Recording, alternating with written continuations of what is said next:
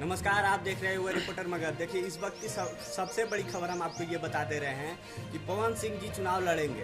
पवन सिंह घोषणा कर दी है चुनाव लड़ने के लिए। ये कौन सा क्षेत्र है, कहां से कौन से लोकसभा क्षेत्र से चुनाव लड़ेंगे?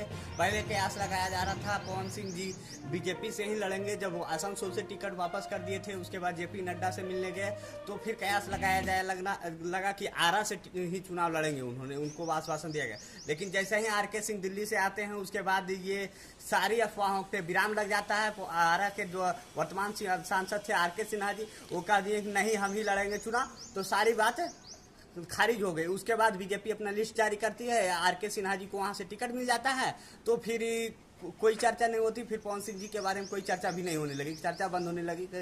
उसके बाद लगा पवन सिंह जी अब क्या चुनाव नहीं लड़ेंगे।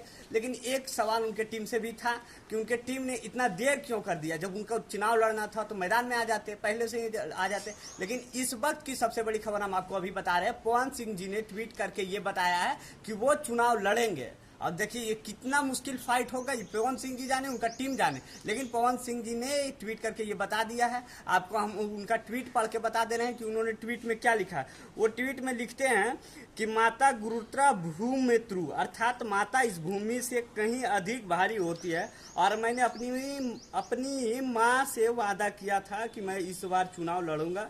मैं निश्चय किया हूँ कि मैं 2024 का लोकसभा चुनाव काराकाट के विधानसभा से लड़ूंगा, बिहार के विधानसभा से काराकाट के लोकसभा क्षेत्र से ही लड़ूंगा। जय माता दी। ये है पवन सिंह जी का ट्वीट। तो आपको ये ट्वीट स्क्रीन पर भी दिख रहा होगा। ये है पवन सिंह जी का ट्वीट, काराकाट से लड़ेंगे। अब देखिए वहां से एनडीए जो प्रत्याशी है काराकाट से, ये है उपेंद्र कुशवाहा जी। एकमात्र सीट जो दिया गया है उपेंद्र कुशवाहा को, ये काराकाट से ही दिया गया। तो अब ये जो होगा फाइट, बहुत ही तगड़ा फाइट होगा। क्योंकि यहाँ अब तक लग रहा था कि काराकाट से आराम से लोकसभा का चुनाव निकाल लेंगे उपेंद्र कुशवाहा जी। क्योंकि कहा जा रहा था उनके साथ कोयरी कुशवाहा की वोट आएगा, बीजेपी के तरफ से जो अगली कास्ट के जो उनके वोटर है वो आ जाएगा। लेकिन अब पवन सिंह जी जब चुनाव में खुद उतर रहे हैं, तो हो सकता है अगली कास्ट का जो वोट हो वो पवन सिंह जी के तरफ जाए, और जो सीपीआईएम के तरफ से जो है। तो देखिए ये मैदान जो है महागठबंधन के लिए समझ जाइए एक तरह से खाली हो गया है। यदि वहाँ के जो प्रत्याशी हैं महागठबंधन के तरफ से जिनको टिकट मिला है वो अच्छे से फील्डिंग करते हैं, तो हो सकता है उनको आसान फाइट होगा।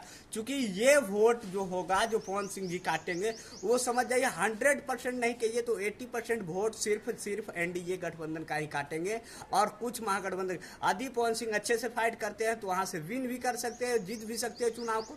ये देखिए वहाँ की मतदाता पे निर्भर करता है कि आखिर पवन सिंह जी पर कितना भरोसा जताया जाता है। लेकिन हम आपको पहले के भी वीडियो में बताए थे कि पवन सिंह जी इस बार चुनाव लड़ेंगे, चूंकि उन्होंने मन बना लिया था कि हम 2024 के लोकसभा चुनाव लड़ेंगे, और उन्होंने ये फैसला किया था। ये हम आपको पहले वीडियो में बता चुके हैं।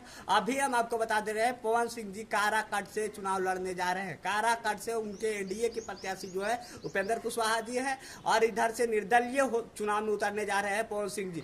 तो ये बहुत ही फाइट होने वाला है। हॉट सीट माना जा रहा है उपेंद्र कुशवाहा की वजह से। तो हॉट सीट पहले से ही थे, लेकिन जैसे ही superstar power star Pawan Singh ji ने वहां से घोषणा कर दिया कि हम वहां से अब चुनाव लड़ेंगे, तो ये बहुत मजेदार चुनाव होने जा रहा है, दिलचस्प चुनाव होने जा रहा है।